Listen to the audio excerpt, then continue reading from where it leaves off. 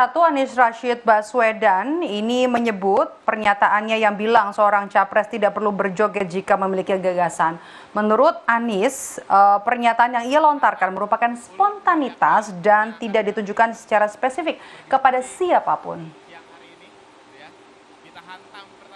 Dalam dialog dengan mahasiswa di Lampung, Anies diminta joget, namun sambil berseloroh Anies menjawab ajakan berjoget. Anies bilang tak perlu joget kalau punya gagasan dan lebih baik menjawab daripada diam.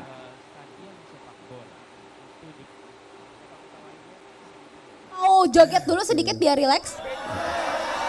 Oh nggak bisa? Oh ya Anies nggak bisa joget katanya. Iya. Pinternya di kata-kata aja. Kalau ada gagasan tak perlu berjoget.